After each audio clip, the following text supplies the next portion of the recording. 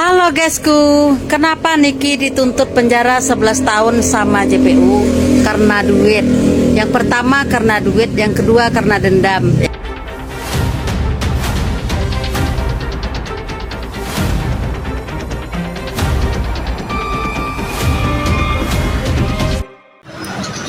Assalamualaikum warahmatullahi wabarakatuh. Kembali lagi Bang Sahar di sini ya, memberikan saran dan tanggapan kepada PH daripada Nikita Mirzani di sini.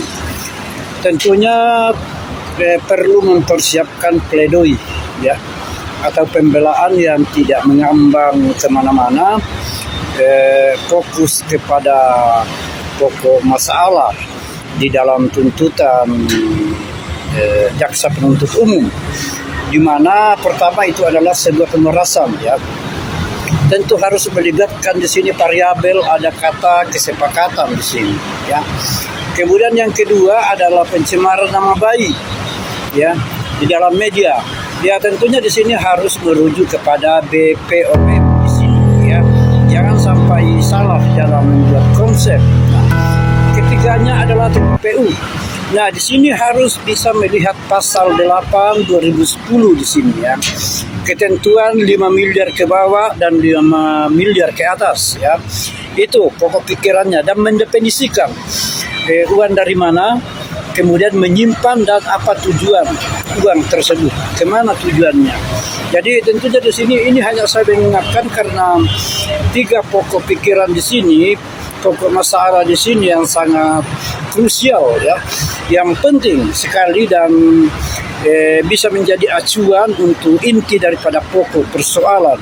Jangan sampai membahas dulu tentang yang lain-lain, misalnya KPK, BCA atau tuntutan uang prestasi ya. Karena kenapa? Dia akan mengambang ya. Takutnya nanti akan ditolak dalam persoalan ini, ditolak oleh pledoi oleh hakim tersebut ya. Jadi mengingatkan saja bahwa jangan sampai salah di dalam membuat konsep dan konteks pledoi tersebut ya. Karena hanya ada 3 pasal. Jangan kemana-mana, artinya jangan sampai mengambang kemana-mana persoalan ini dalam pembahasan yang tidak perlu dimasukkan di dalam persoalan tersebut. Mulai dari BAP sampai sidang terakhir ya, yaitu pidana. Kemudian begitu pun juga dengan hal-hal lain yang menyangkut masalah pengaruh-pengaruh dari luar, itu tidak usah dulu dilibatkan di dalam pledoi. Karena kenapa? Tentunya pledoi itu adalah sebuah pembelaan yang semestinya harus kena di dalam sebuah persoalan, kena di dalam sebuah pembelaan, kena di dalam rujukan-rujukan pada pasal dan persoalan yang didakwakan ya. Jadi tentunya di sini saya hanya mengingatkan kepada saudara PH daripada Nikita Mirzani supaya tidak mengambang kemana-mana pledoi tersebut, dan tentunya harus memiliki sebuah strategi yang mantap di sini.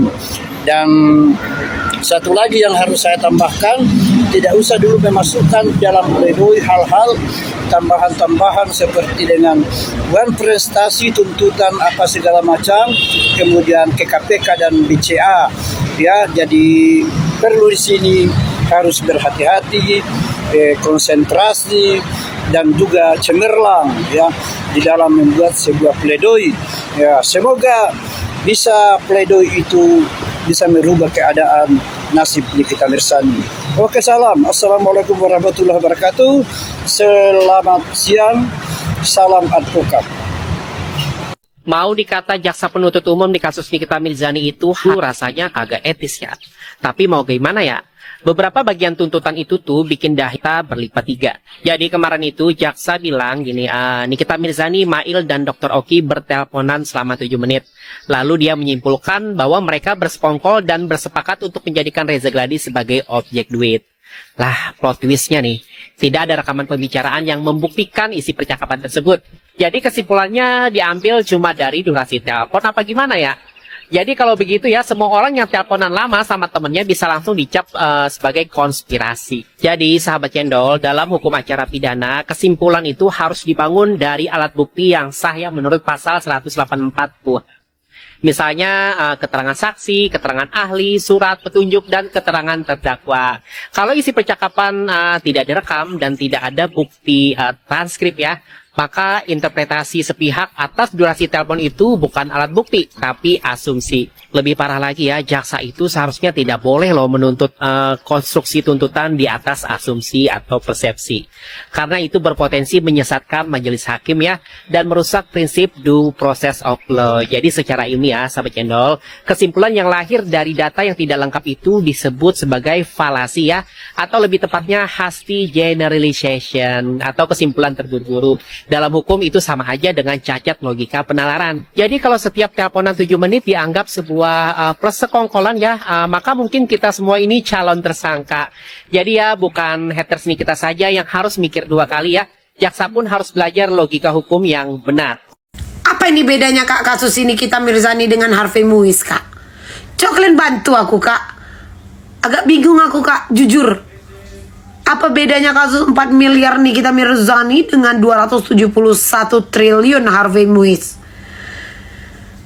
Telepok kayak harusnya kepala gue nih biar ya.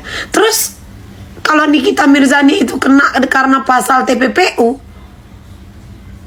yang transfer, yang kirim duit, kenapa nggak ditangkap? Kenapa nggak diperiksa? Kenapa sumber dana tidak dipertanyakan? Halo guysku, kenapa Niki dituntut penjara 11 tahun sama JPU? Karena duit. Yang pertama karena duit, yang kedua karena dendam, ya kan, karena sakit hati. Apalagi sesehong, ya kan, itu kan salah sesehong sendiri. Mungkin kalau JPU ini santai, damai, aman dia menghadapi terdakwa, ya kan, mungkin nggak, Niki itu tidak sekeras itu di ruangan sidang, ya kan. Jadi begitu guys ya. Jadi kalau dilihat sidang Niki ini dari awal berdrama sampai tuntutan JPU. Tapi yang paling tinggi itu adalah majelis hakim. JPU di bawah majelis hakim ya. Majelis hakim lah yang menentukan semua nanti. Kalau sempat betul-betul Niki ini dapat hukuman yang tidak setimpal apa yang dia buatkan, berarti ya rutan Pondok Bambu itu tempat orang dikurung karena tidak bersalah. Oke? Oke? Yes. Nih, Bunda kasih tahu. Kalau sempat Niki di kejaksaan itu mau mainkan ini, dia tidak akan dijatuhkan hukuman 11 tahun, tidak dituntut hukuman 11 tahun, dan juga tidak didenda 2 miliar. Kalau Niki mau pakai ini, karena Niki tidak mau pakai ini, dia jalankan itu semua sesuai dengan rencana mereka, dengan juga rencana Tuhan. Kalau Niki mau pakai ini udah lama selesai kasus Niki ini, karena Niki tidak mau.